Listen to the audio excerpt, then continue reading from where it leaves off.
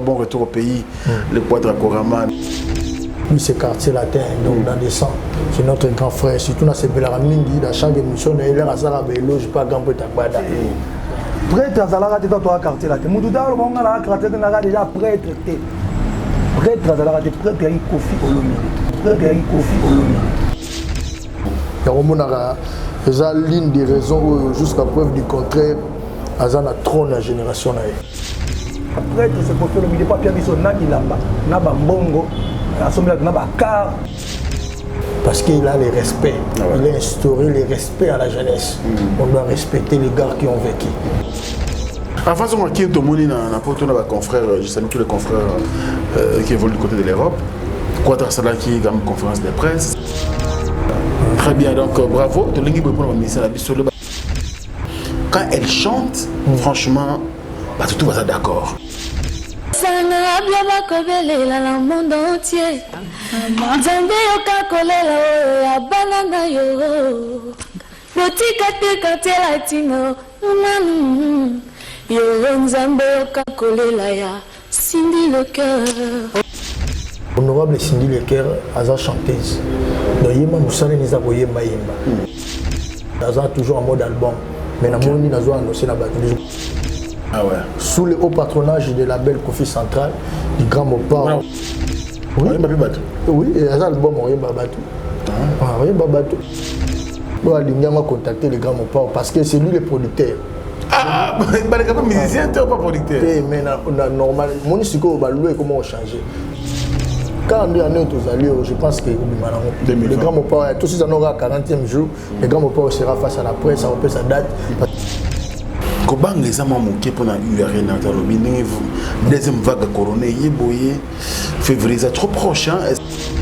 Je dirais la date est maintenue, sauf avec le prévu, mais je sais que la date est maintenue. Le 13 février 2021. Jusqu'à preuve du contraire, mon père was à Moukouya, donc c'est-à-dire à Nassé, drapeau à Montfleury qui t'a dit.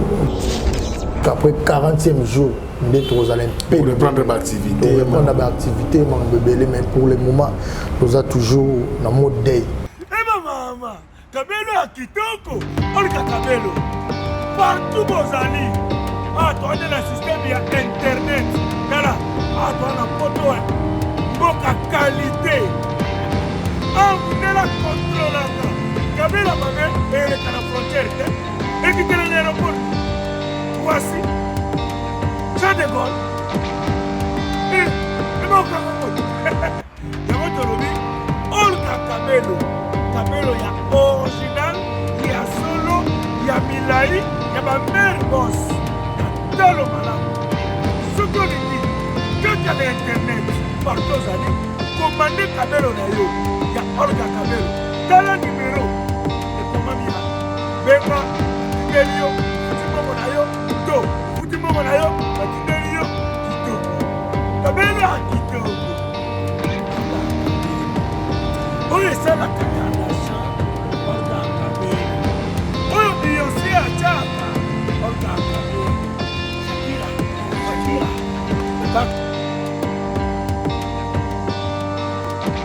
Bana King, Bana Dar es Salaam, Bana Poto, Bana Mokil Mobimba, Site Afe Moko, Afrique Info avec Frank Stemai, Yandankala, Twende. X-Bass, Marandura, Frank Stemai. Salut très chers fidèles internautes, bon début de semaine à chacun et à tous, partout où vous nous trouvez, vous nous regardez bien sûr à travers le monde. Grand merci également à tous les amis de Frank Stemai pour cette marque de confiance. Vous êtes branchés sur Africa Info et l'émission c'est Culture Info qui commence, qui va parler aujourd'hui du grand Mopao, Kofi Olomide, les Quadra Koraman. Je crois bien il s'est apaisé parce que le choc était vraiment très grave, bien sûr. On a tous vu que Mopao était inconsolable, mais voilà, c'est de l'ainsi va la vie. Dieu a donné, Dieu a repris maman Ami. Nous pouvons tous dire gloire à Dieu et puis la vie continue et puis nos sincères condoléances encore une fois de plus à toute la famille Agbepa et par à travers le monde. Sur ce plateau, bien sûr, nous avons Merveille Rambo Amiyou, la bouche autorisée d'Agbada, Kofi Olomide, le Quadra Koraman. Voilà, il est venu nous voir. On va parler de beaucoup de choses, surtout concernant toutes les actualités du groupe Quartier Latin International. Hier, on a suivi l'honorable Cindy Lecker sur la RTNC. C'était une bonne chose, une très belle émission. Et voilà, tout le monde a vraiment bon. Honorable, les gars, vraiment, vraiment, ça qui tourne Makassi. Hier, en tout cas, au CPD Saki, Congolais, au Bazali, et bien à travers le monde. Amiyou, bonjour. Ouais, bonjour, Franck Stemaï. Ça va? Ouais, très bien par la grâce de Dieu. Malgré nous sommes toujours en mode day.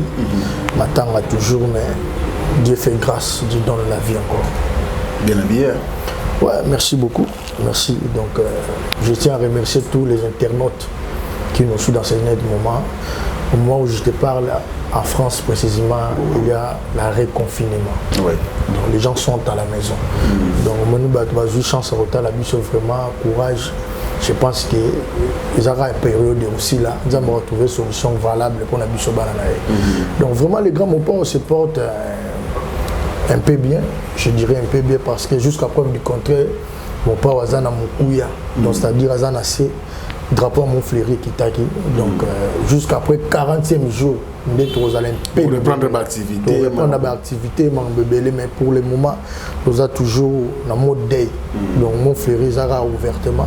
Donc porte mon frère Zara au fond matériel. Ils ont déjà au fond. Donc ils ont un portail pour entrer donc facile pour matin ils ont. Matin en facilité. Matin en facilité. Donc mon tuteur Royana et donc toujours partager la mawa. Mon ni Kofi Olomide a perdu la maman donc maman ami pour naïe azalaki kaka mamate. Quand je dis kaka mamate, c'est dit pour dire aux gens que azalaki le rôle a plus qu'au-delà. Parce qu'il ne suffit pas qu'à Kobota Moana. Parce qu'on dit les mamans, il y a des mamans qui se limitent. Pas toutes les mamans. Kobota Kaka, Moussou sa limité, mais quand on a Samoana, Moussou super Roboko la Kaka. Mais hier, Aza maman Oyo, Alingaki Kofi Olomide, Azala Moutou na Katia Batu. Namuna Kofali pour le baki, car c'est la thèse là qui a Kofi Olomide, Naya maman ami. Voilà. Parce que maman a contribué à Mingi pour l'évolution orchestre. L'évolution Makassi, après Vaneve Nangana qui témoin Romona même à manger les musiciens. Donc, Aza Moutou, Alingaki les grands mots à la monnaie. Après Vaneve, il y a des relations en Brazzaville précisément présidentielle. C'est grâce aussi à maman. C'est-à-dire des relations en Brazzaville présidentiellement. Présidentielle plutôt, quand je parle des relations président avec le président Sassou, la famille présidentielle comme on dit. Donc c'est grâce à maman parce qu'elle était déjà camarade, il y avait maman Poto, elle côtoyait déjà ma maman, donc c'est-à-dire grâce à elle, donc à présenter les grands mots donc c'est-à-dire à Souka Kakawanate, à Linga Kofi Olomide, Azala vraiment neutre le bar quoi. Parce qu'il y a des mamans quand on a commis musicien à Monique mon anazana talent il se laisse aussi fatigué comme non laisser mais elle comprenait que le grand papa il est né musicien il a du talent payé à soutenir qui est donc voilà dans ce sens. Alors Bino c'est-à-dire bah le bossou même ma famille Quartier Latin depuis ma nouvelle à Passio et Joaquin Bisso tout ce qui s'est dit autour ya matin à maman surtout dans le monde musical pas siffler ou aussi la tête ba polémique na biso et quand ratina ba vie privée matanga musicien mo ko fi musicien mo soa chalo kolo kuna te mais jusqu'à ce que maman ou quand même bo azalaki maman moko connu na mboka na biso na ba business na ye na makamna ba ne ko sala mais reste que pour ça mais tout le monde ka ba polémique wana ya musique et l'andeti maman mi obetaki musique te yo mo ko réfléchir ndenta que moko pe ba administrateur Quartier Latin. En fait moi vraiment comme on dit na constater en mouvement parce que moi je vis des papas Mombenga à Inosbi. Okay. J'ai vu presque toute une génération. En autant à Bakombo, Margebe, Moussous, Nobosana, Beskizinga, la Monaki, Papa Janou Mombenga, la Monaki, Venanga Bakumumanda chante. Quand je vois la génération Wenge, donc Kumumanda chante, la Monaki, Venanga Tata Bengaki, la Monaki, Venanga Erei Mago, Fallait Popa. apesi mote namonaki Fabregas Maestro namonaki Babina File namonaki ba Robinho namonaki ba Gianni Pacha namonaki ba Venanga Lacoste namonaki ba Mama Tchala Mwana belle donc en fait ma sœur na biso la maman Barbara Kana donc c'est-à-dire voilà quoi héritier Watanabe il m'a écrit donc il était de lui il était vraiment compatissant comme on dit avec la grande famille parce qu'il y a une photo on est en famille quartier latin donc bien attendu ba Venanga Fali ba Venanga Gibson sous na poto ba yake belé attendu ba Kinshasa la poto ba brigade ba Venanga biso to poto na ba junior ba yake belé donc c'est-à-dire en fait en fait maintenant les a vous allez toucher on nous qui passe toi il peut valeur et perdre moto et on attend la raquette c'est qu'on a consolé moto n'attend pas passer malheureusement aussi nous on n'a pas affiché la liste que pour nous battre il y a qui des amis il gagne fois il y a qui gagne liste à la guité donc les gens qui ont senti touché ailleurs donc voilà c'était ça donc nous on regrette rien et ça matin jusqu'à preuve du contraire battre ba roya kaka donc voilà quoi. Merveille Rambo, bon, mais quand même polémique, on a ce qu'il faut pour quelque chose ou carrément, nous avons la liste à mais nous tous remercier Mingi pensant la présence de bateau qui est aux années.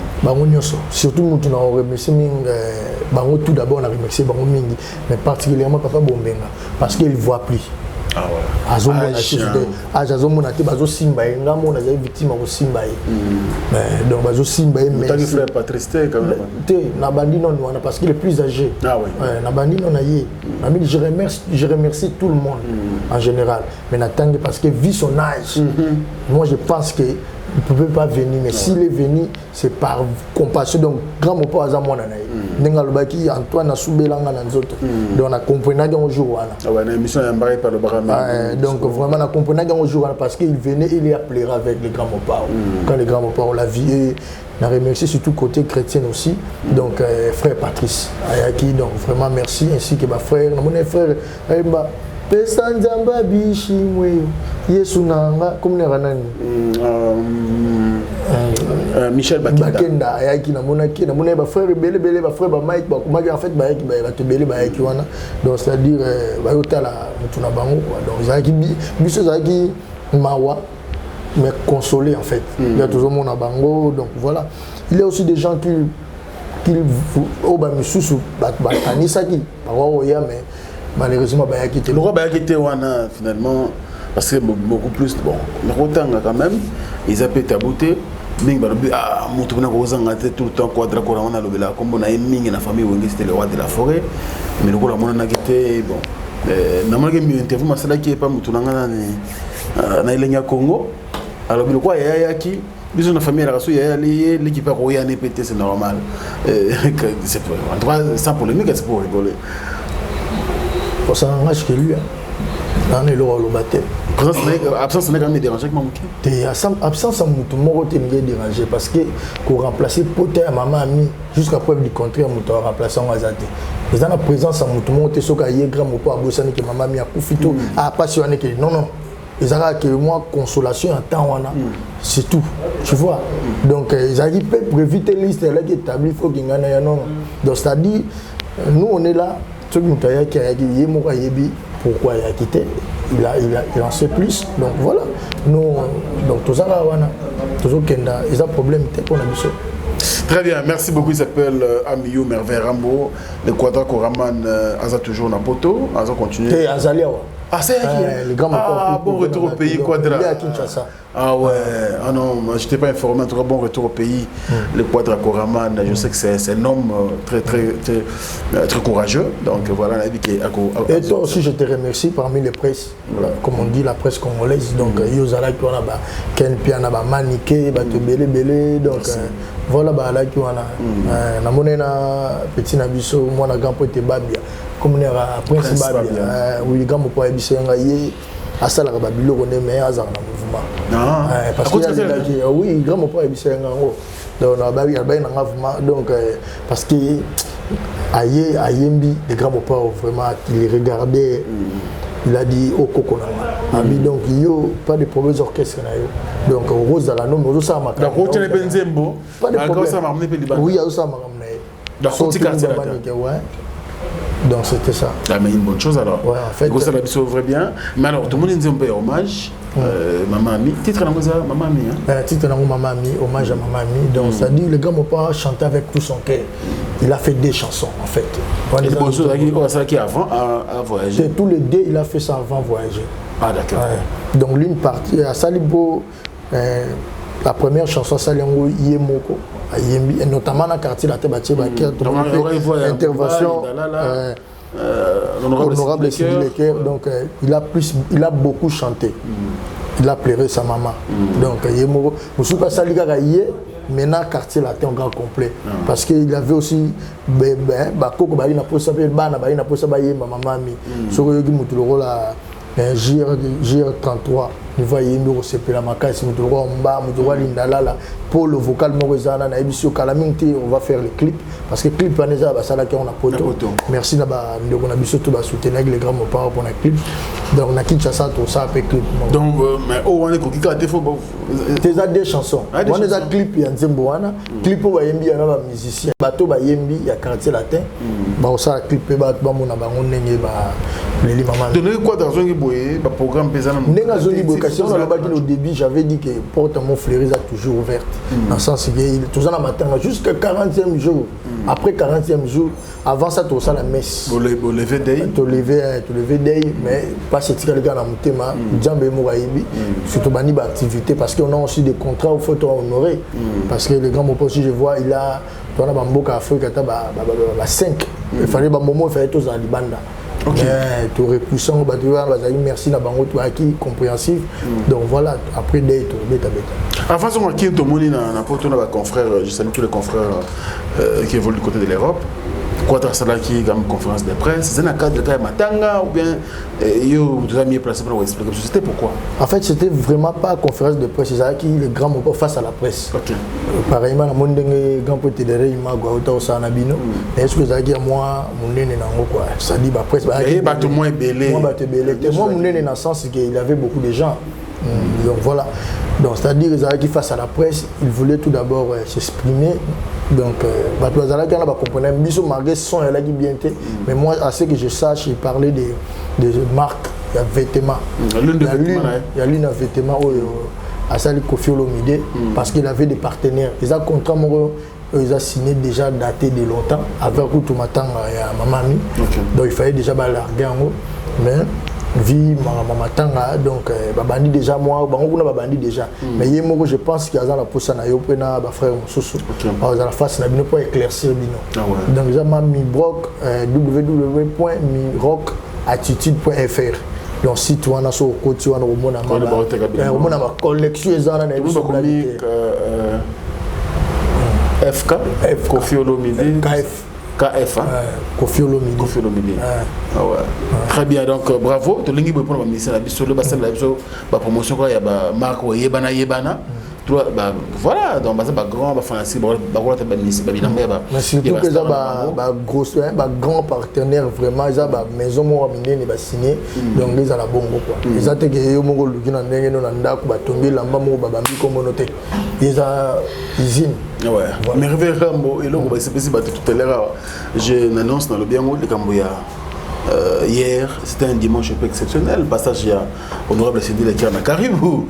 Mais pourquoi ça la émission de l'Ébouité en Afrique Info à Kobe tapé tour voilà mon mingi parce que quand elle chante franchement tout va d'accord. Et quand elle parle tellement bien mais rareté dans les médias des fois moi je pense aussi comme on dit les médias c'est un couteau de double tranchant. Et tombe la rappel qui était ça. Moni honorable Cindy Leker a chanteuse.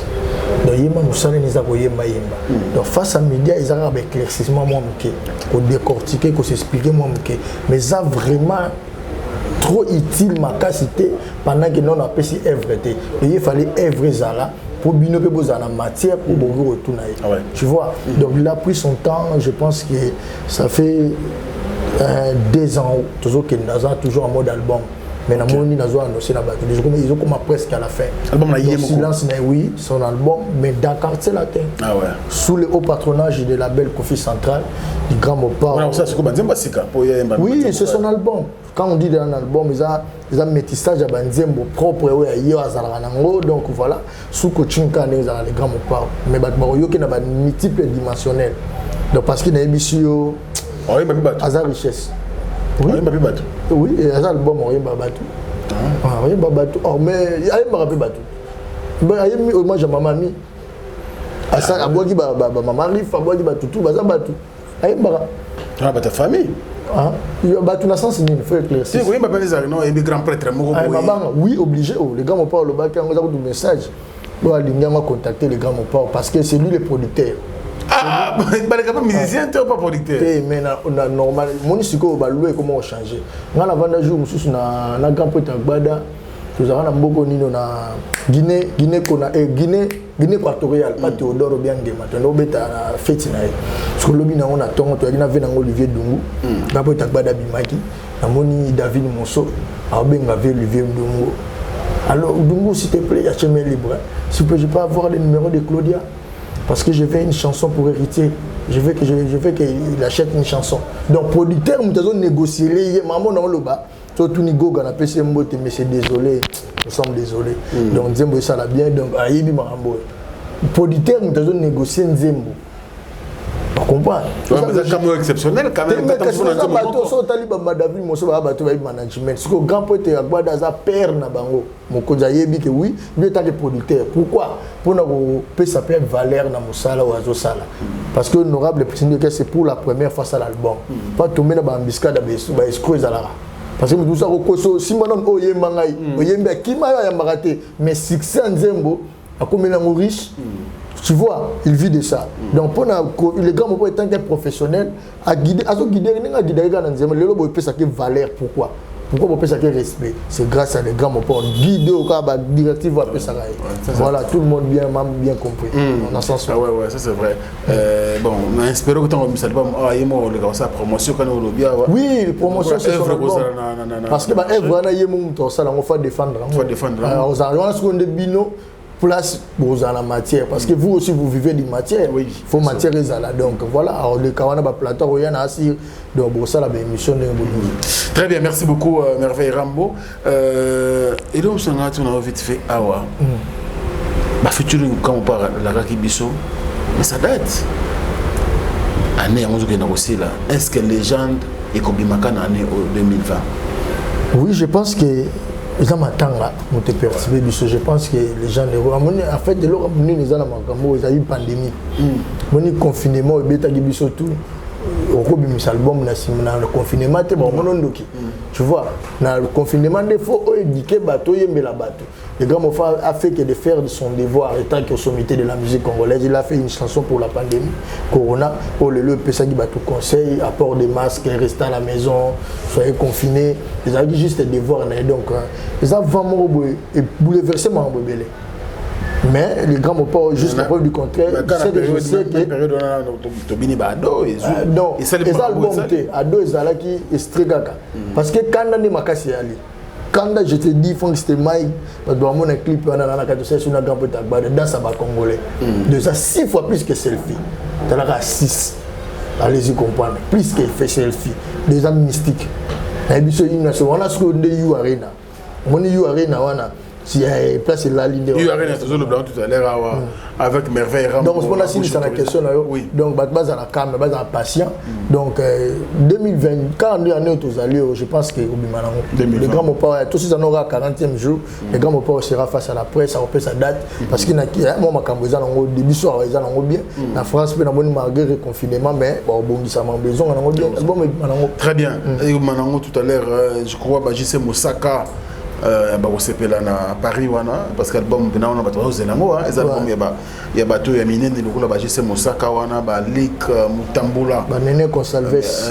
monsieur Discours l'homme à Discours Lick Mutambula dans Londres Lick Mutambula mais ils moni ka ba moni Discours abeta na do musuté moni pe Clarisse Cole la baronne voilà merci beaucoup ya José Moulumba le Bogard de Birmingham Motema Béni, Penda Moulumba, Barcelone, maman Heaven, grand merci pour tout.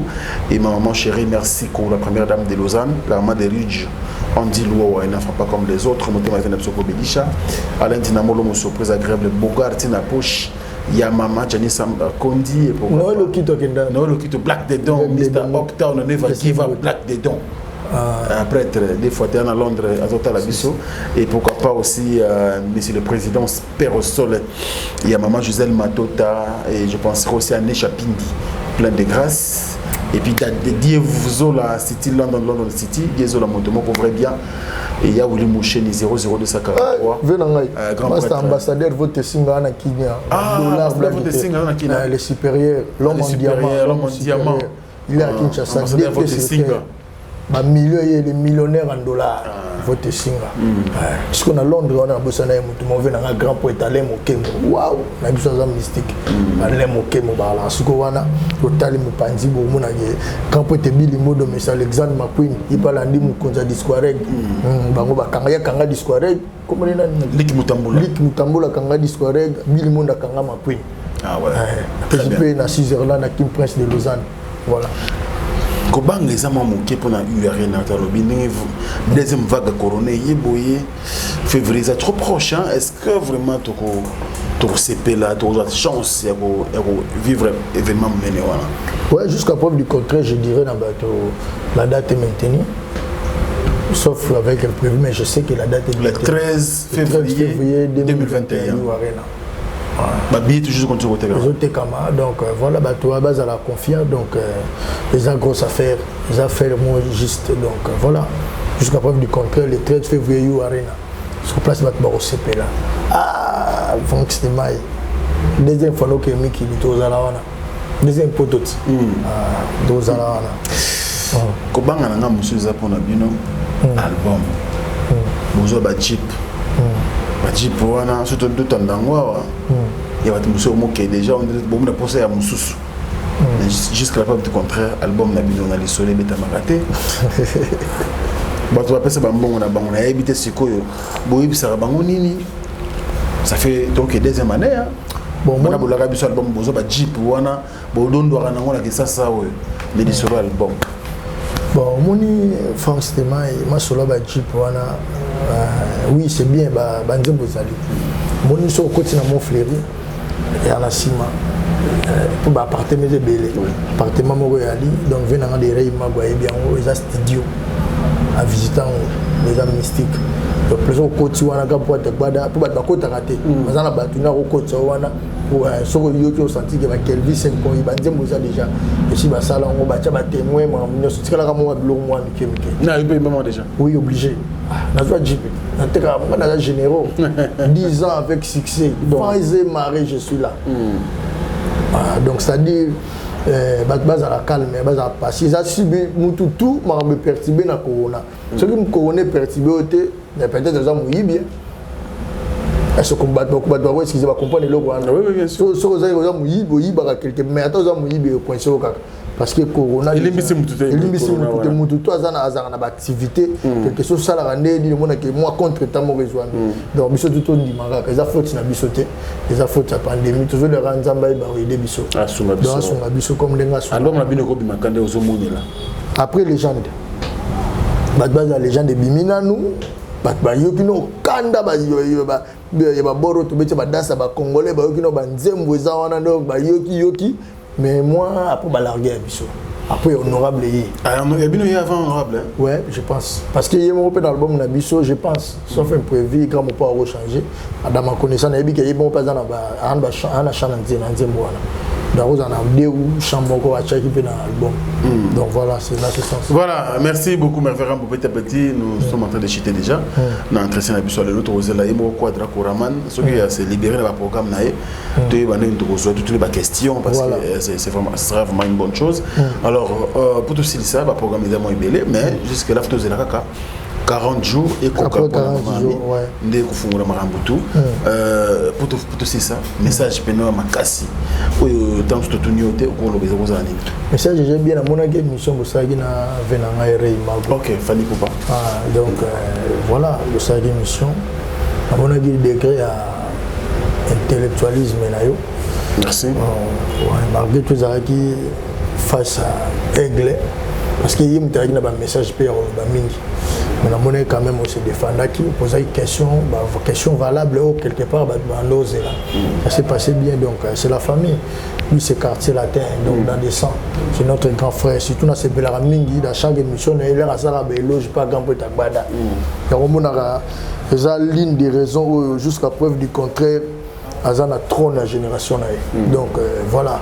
Parce qu'il a les respects, il a instauré les respects à la jeunesse.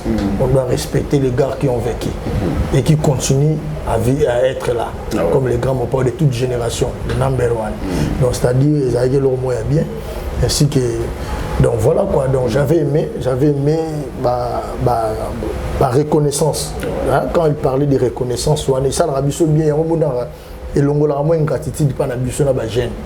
Parce que pour réussir, je pense qu'il faut aller aimer ingratitude. Si vous avez une ingratitude, vous allez réussir, quels que soient les vents et marées. Donc voilà quoi. Merci beaucoup.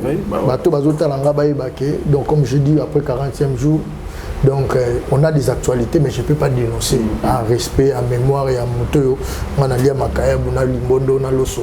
Maman, parce qu'il y a d'autres chances sur le bureau, on est tout fraîchement. Quand on peut aller à lié à Tikilikanga.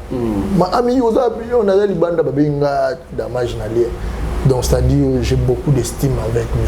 Et à Ibisangelo, mon jour anniversaire, dernier anniversaire, ils ont mon fleury. Et regardez tout le monde. Et ils ont battu tout le monde. Nanga déjà m'appelé la merveille parce que moi je faisais des photos, je filmais. Abinanga yufo zalara malam na Antoine Yoki.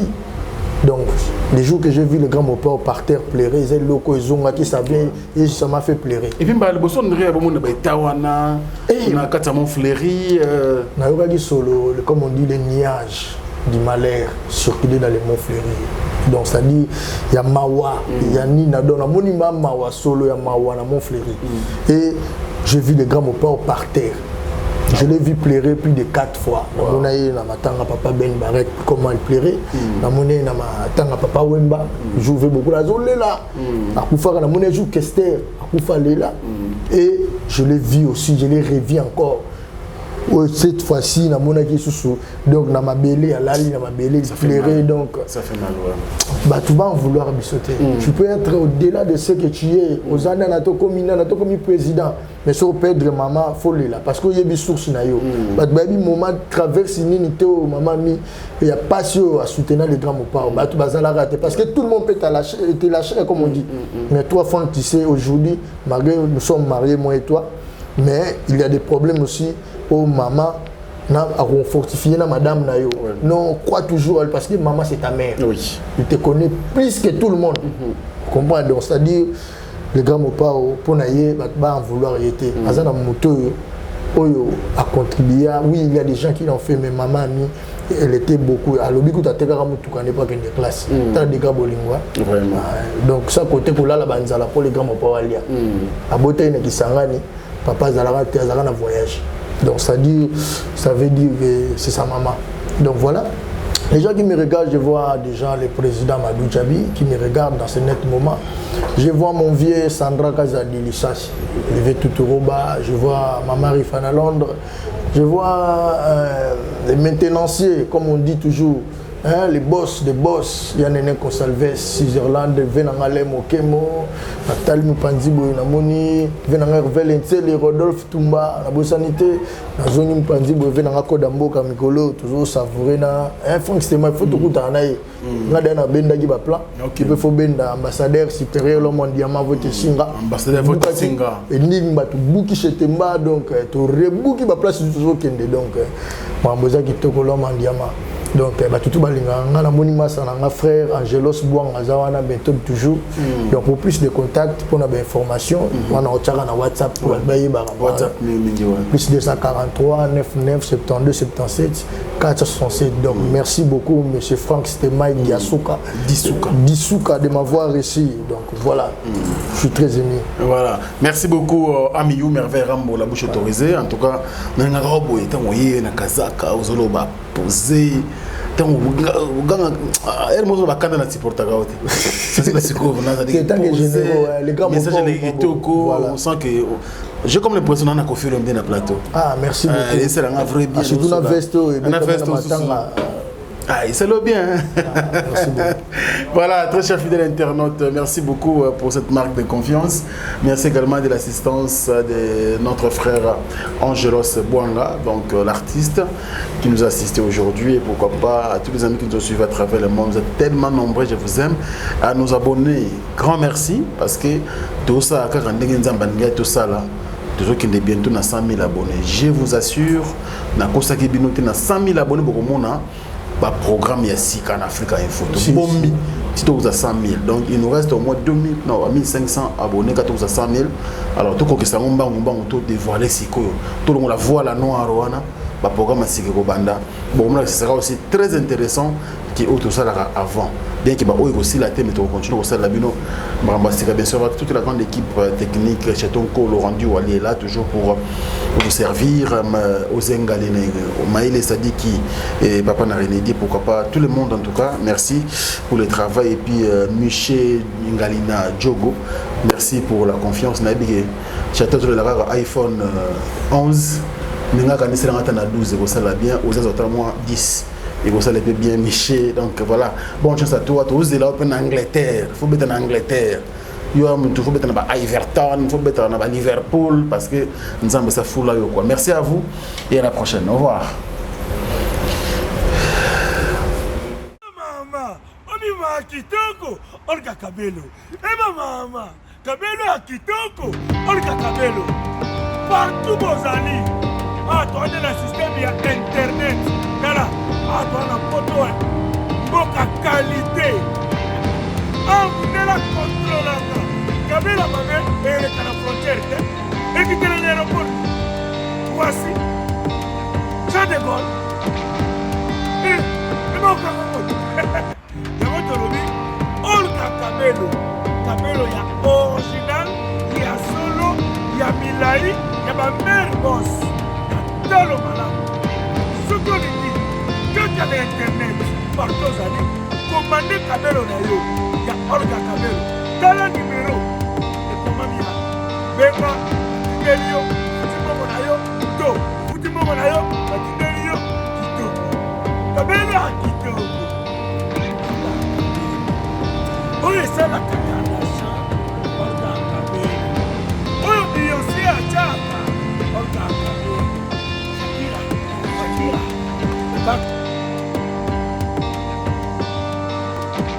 Bana King, Bana Dar es Salaam, Bana Poto, Bana Mokil Mobimba, CTF Moko, Afrique Info avec Franck Stemai, Kiandankala, Twende.